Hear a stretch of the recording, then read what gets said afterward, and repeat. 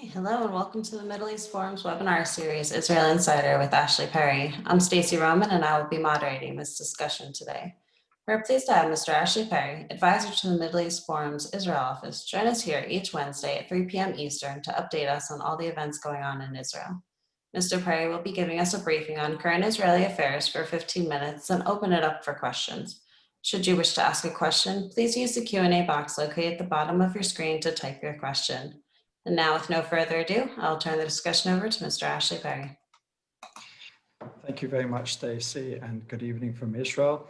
Well, there's really only one place to start this evening, and that is the historic events that took place yesterday in Washington, in the White House, with the signing of what have been called the Abraham Accords, the normalization stroke peace agreements with the United Arab Emirates and Bahrain. That was certainly, really unprecedented.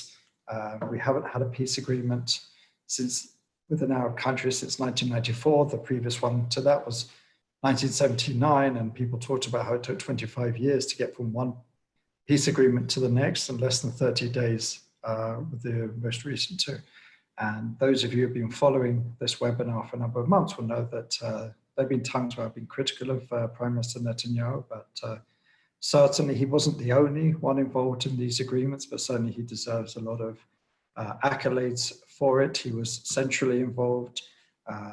There's obviously a lot going on with Iran, with President Trump, and the fact that these agreements were released, organized and signed in Washington shows who was the real force behind it. But certainly, if you could see Prime Minister Netanyahu, he's had a very difficult, busy few months with a lot of negative press back in Israel, a lot of challenges. You could see he enjoyed himself. It was the old Bibi, the one who, sort of gave a very good rousing speech in the White House.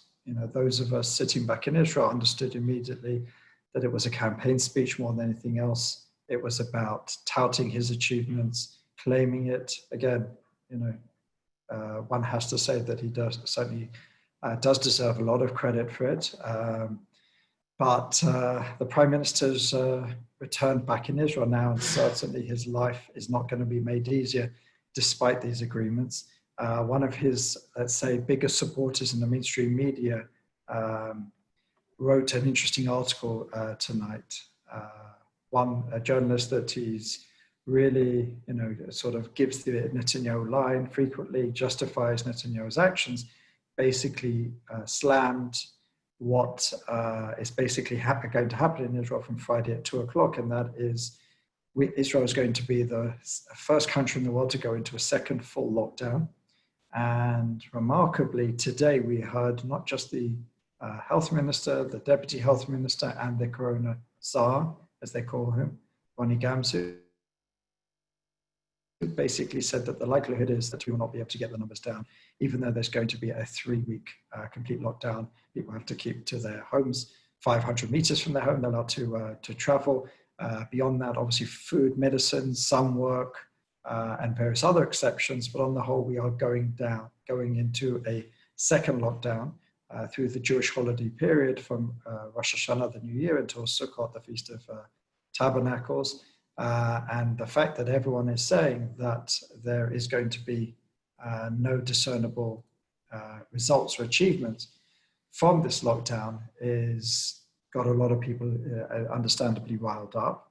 And this reporter basically said it's like going into a war and saying in advance, there will be people who will die in this war, but we will not be able to actually achieve anything. We will not gain anything from this war, which is absolutely absurd. So this lockdown is expected to cost the economy something like 6.5 billion shekels, probably a lot more unemployed, a lot of mental anguish, a lot of difficulties, challenges in the population already teetering from the first lockdown. So this is going to be a very, very difficult time for Netanyahu. Interestingly, the president of the State of Israel, as we know, Reuven Rivlin, who holds a largely ceremonial position, but he likes to he gives, it's traditional to give a pre-Rosh Hashanah New Year speech, and he gave the kind of speech which one would perhaps arguably expect from the Prime Minister, where he apologized on behalf of the political level and said that we could do more. We need to fight to gain the confidence of the people back, something we talked about last week, and we need to set an example. And he even talked about how during Pesach, during Passover, he invited his daughter and I believe her family, who do not live with him, to come and celebrate the Seder meal, the Passover meal with his family, which was against the rules at the time. Netanyahu was also caught doing that, and various other senior politicians were also caught having members of the family outside, and he apologized for that, and he talked about how confidence in Israel's leadership is at an all-time low, and they have to fight to regain it. That's something that Netanyahu certainly got his job cut out for. Netanyahu and the whole delegation that returned from the United States now have to go into a 5-day quarantine period until Monday. That was something that was hammered out with the health ministry and others. Some people argue, again, the rest of the country have to go into 14 days of quarantine when they return from a red country like the United States. So why do they only get out of a 5-day? Obviously, some would argue as Prime Minister, we need him to be working and available, even though the Defense Minister went into a 14-day quarantine, and also Prime Minister Benny Gantz, when he became in contact with someone with coronavirus. We saw the Health Minister, the Deputy Health Minister, the Corona Czar, I believe even the Chief of Police, all went into 14-day isolation as a result of coming into contact. So again, it sort of speaks to whether the right example was set. But what we do see is going to be a fight on his hands, Netanyahu. We saw a poll released less than an hour ago.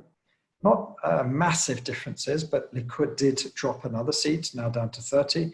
Yamina, the party of Naftali Bennett, gained another seat to 22. So that means there's 8 seats now between the two principal parties on the right wing. Obviously, they're fighting largely over a similar demographic, and that means there's a 4-seat swing.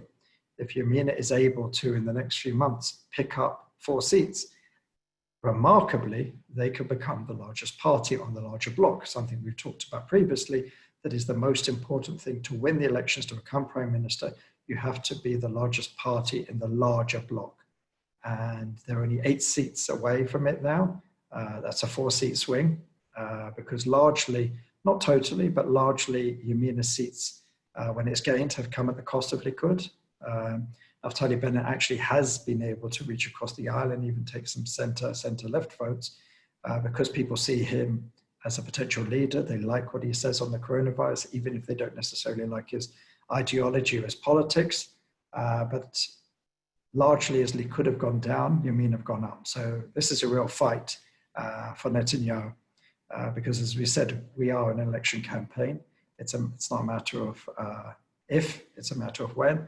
And almost certainly early next year, we will see elections. Again, unless Netanyahu decides it's worth handing over the reins, the Prime Minister's office, to Benny Gantz, rather than have to do that with Naftali Bennett, something which could possibly happen, because certainly that's something that the Netanyahus, and I say that in plural because the wife certainly has a long-standing grudge against Naftali Bennett and Eila Shaked, who worked in the Prime Minister's office with Netanyahu in the past.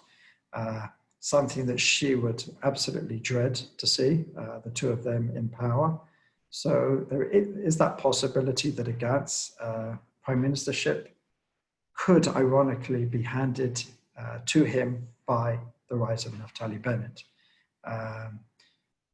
Netanyahu's diplomatic achievements, I've said for a while, will give him a little bit of a boost. There are those who already like him and those who believe in what he's achieved, who will be buoyed by these latest accords. But as we saw from the polls, this is literally hours after the major ceremony on the White House lawn.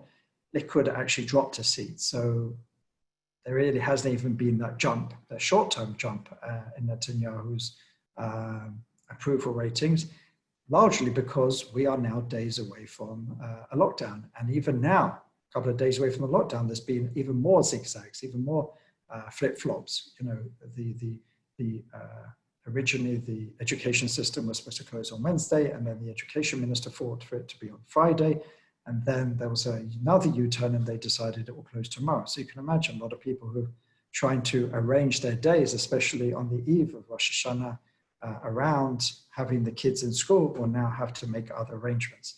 And there seems to be lots of other exceptions which don't make sense, that you can go, you have to keep to 500 meters unless you exercise, or unless you do this, unless you do that. But if you do this, you can't do that. And, you know, there's all sorts of things. People say, why can religious women go to a mikveh, as a purity bath, but people can't go to the sea or go into a swimming pool? They say, for example, in the upcoming festival of Sukkot, you know, we build these outside tabernacles, these temporary houses outside. The shops that sell these are allowed to stay open, but clothes shops are not allowed to stay open. So there's been a lot of, you know, let's say anger, bewilderment, disappointment, even confusion. I think that's really the main part of it. And at the end of the day, this all equals a complete lack of confidence in the government. People have said, if you're going to lock us down again, at least give the government, businesses, the small businesses, the ones that may not survive another lockdown, the freelance workers who may not survive economically, give them what they need ahead of this. And basically, we're in a situation now where the whole country is being locked down because there are around, I think, 800 serious cases. And it seems remarkable that we were told the other day, the finance minister, Yisrael Katz, said that he gave, between the first and the second lockdown, 15 billion shekels. That's about $4 billion to the health system in only the last few months. And the system is going to be overwhelmed with just a few hundred serious cases in the whole country. Now, a lot of people point to that and say, why are we being punished for the frailty and for the mismanagement by the government of the health system? So every day we're hearing more and more of these sort of stories, how plans are only suddenly being made now. Suddenly people are coming out and saying, maybe we can build field hospitals. Israel has a lot of experience building field hospitals during wars, natural disasters around the world. Why can't we do it here? There's been all these sort of plans, maybe to turn one of the closed terminals at Ben Gurion International Airport into a coronavirus ward. And again, these are the things which are only coming up now when we're on the eve of the lockdown. These things people argue should have been looked at and should have been addressed in the last few months, but there's been a complete lack of preparation for this lockdown, and basically the people are wondering why they have to suffer as a result of this, especially as now we hear the leading health officials say that the next 3 weeks will not achieve anything, and we will not be able to get the numbers down significantly. We're up to around 5,500 new infections every day, which is a remarkable number, and it just seems to be shooting up higher and higher. So it remains to be seen what the next 3 weeks will bring, but it's certain to bring even more anger, a lot of confusion, and I wouldn't be surprised if Netanyahu's numbers, that Naftali Bennett will be within touching distance within a month or two of the Likud party. So that could completely change the political map, especially as we head into possibly a fourth elections in under 2 years. And with that, I'm happy to answer any questions. All right, thank you so much. The first one is why do you think the COVID-19 infection rate in Israel is so high, and why is it getting worse? I'm sure if you knew the exact answer to that, it would all be solved, but if you could give it a stab. Well, interestingly, when the lockdown measures were, the second lockdown measures were introduced by Netanyahu earlier in the week, he came out very aggressively. He didn't give an inch. He didn't accept any responsibility. And his claim was simple, that Israel was the first nation, or one of the first nations to go into full lockdown. It went into lockdown very early. And it was a pretty severe lockdown. This one won't be as severe. And they also left relatively early, he claims, as a result to save the economy. Critics argued that there was no plan after the lockdown finished and everything opened up far too quickly. Schools were pretty much back in session within days of the end of lockdown. shops were open, restaurants were open, everything was pretty much open within a few weeks. So the numbers went up. There's a lot of other factors. There's been a lot of sort of debates of why Israel. And I think there's one that's maybe got an element of truth to it. In Israel, we've been used to terrorist attacks, to wars, to sitting under rocket attacks. If anyone remembers the first Gulf War with the Scud attacks, night after night after night. And Israelis were told and developed an attitude, no matter what they throw at us, we will continue living our life. Nothing will stop it. So we developed this attitude.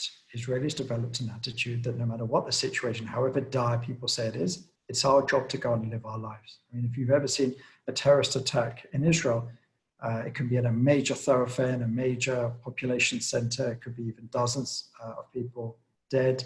And the next day, you wouldn't even know there was an attack there. The road will be opened up again. Everything will be cleared away and shops will be open. That's the reality. That's the life that Israelis have had to get on with. So perhaps that mentality is now counting against us.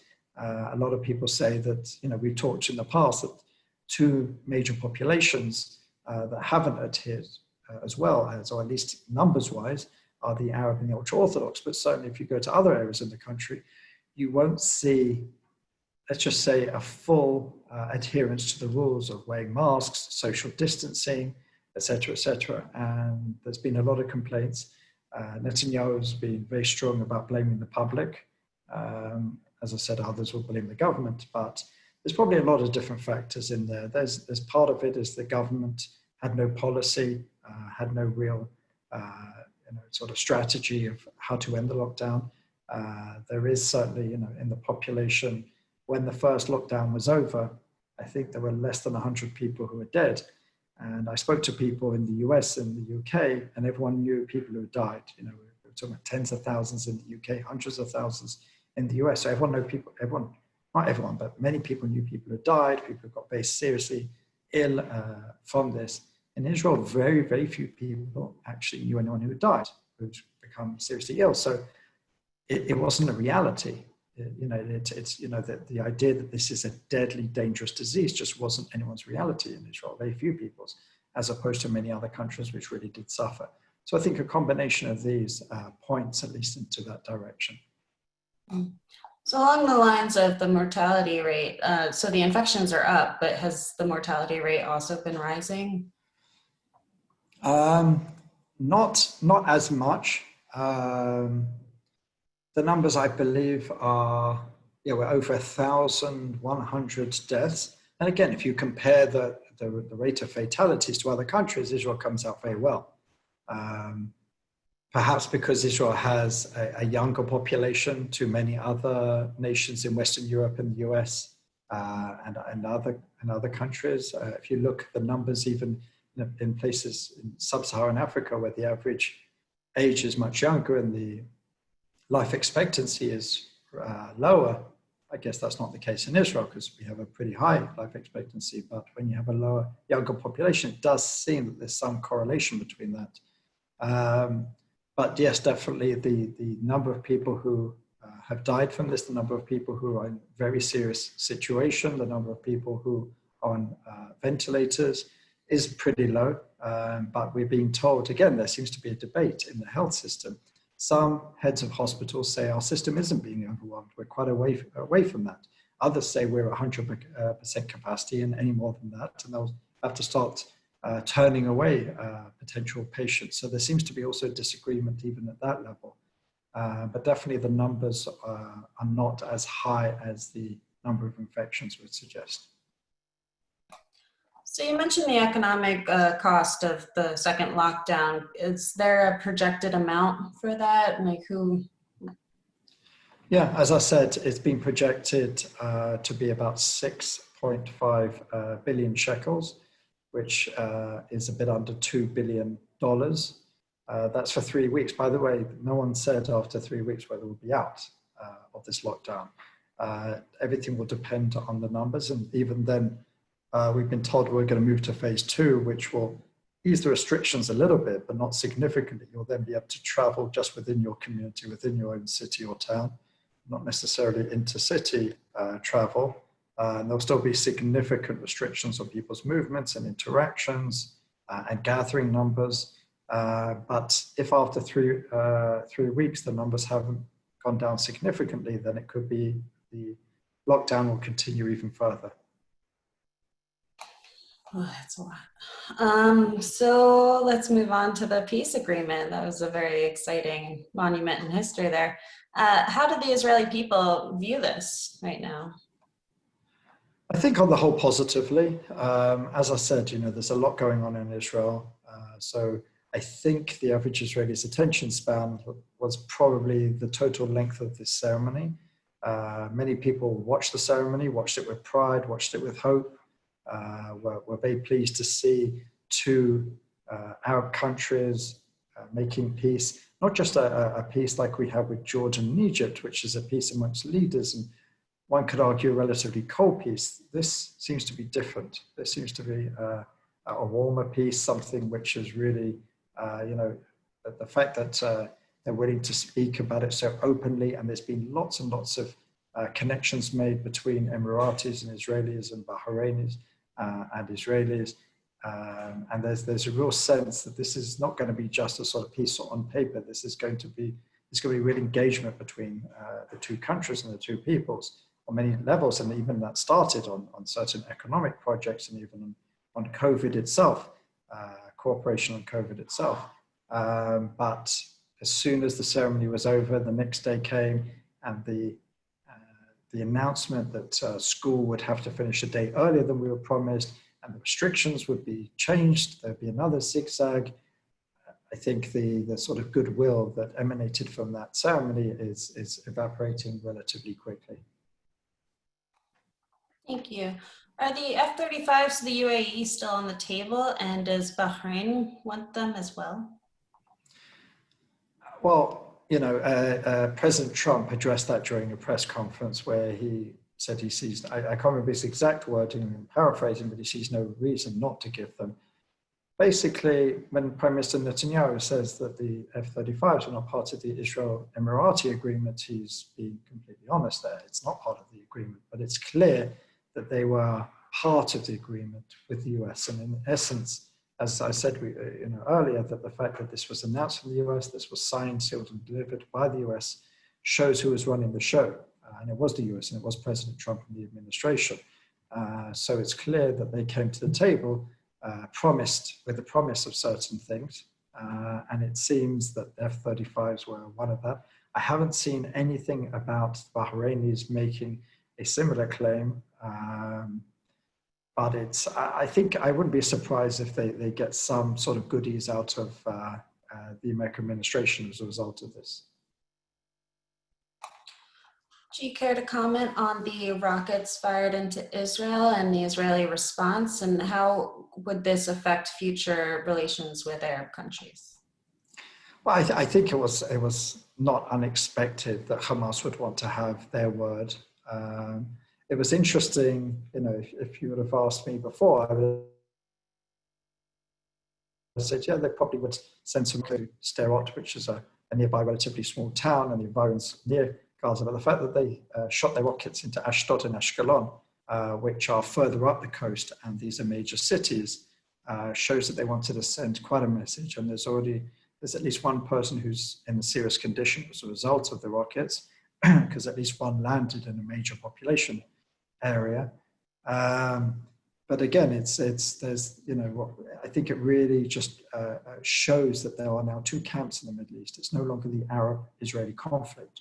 It's the pragmatist, the moderate wing, which is Israel and the pragmatic Sunni Arab nations.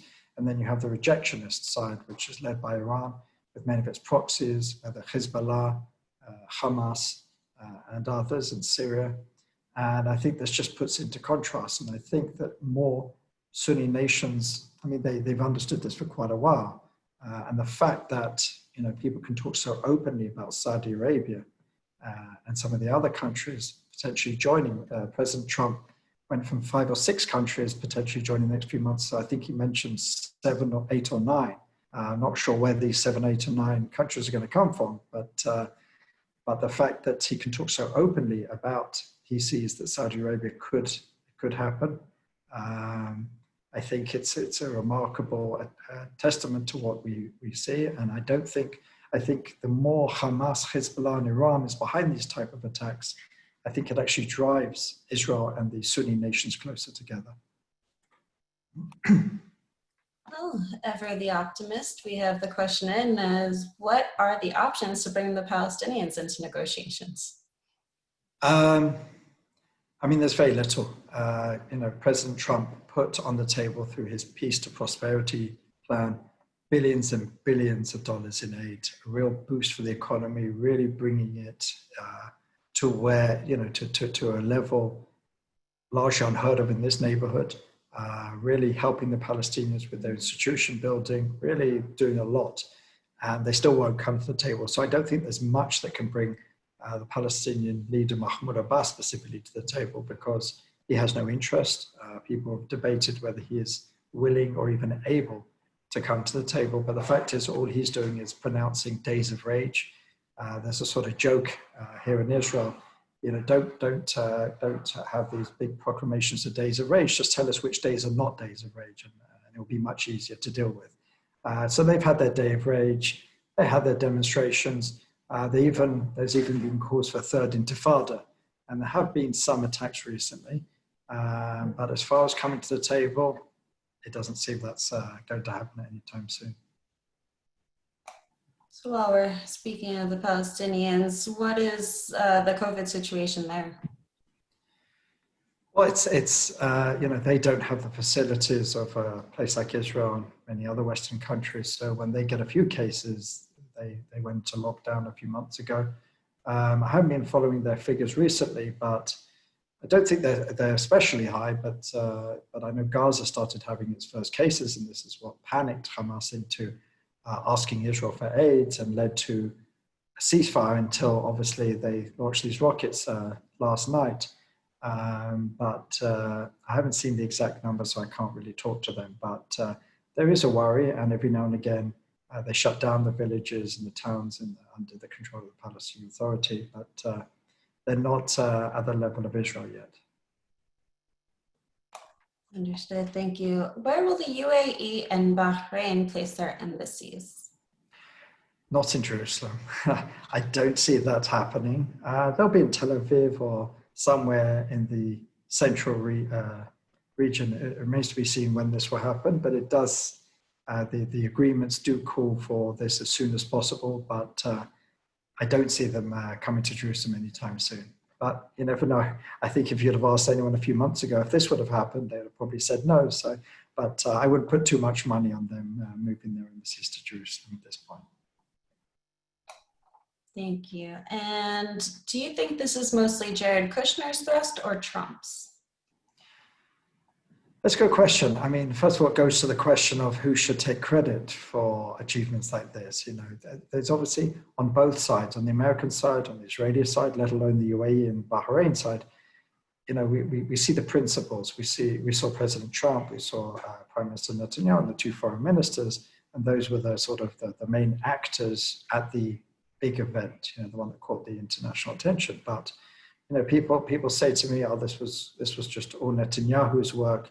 And I say, someone who worked in the foreign ministry, I was in the foreign ministry and worked with people who, worked unofficially in the UAE for many years and other Gulf nations. I've been in offices with senior Israeli officials who have taken calls from not just UAE officials, but other officials, very senior officials of very large Arab nations. So this has been many, many years in the making. That we've got to give credit to the diplomats of the foreign ministry. They've been working on this for many, many years, regardless of who's prime minister, regardless of who's foreign minister.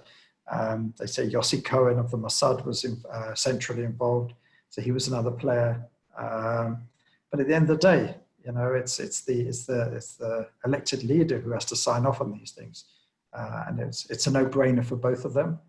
First of all, with elections for both of them coming up, but also because it's as I said, it's a no-brainer to create peace, to create formal relations in an area which knows very little of this. And one can argue that this week has ended probably, what has been known as the Israeli-Arab conflict, the fact that two major nations in the Gulf, with others shortly to come, the fact that Saudi Arabia allowing Israel to fly over, direct flights to Morocco.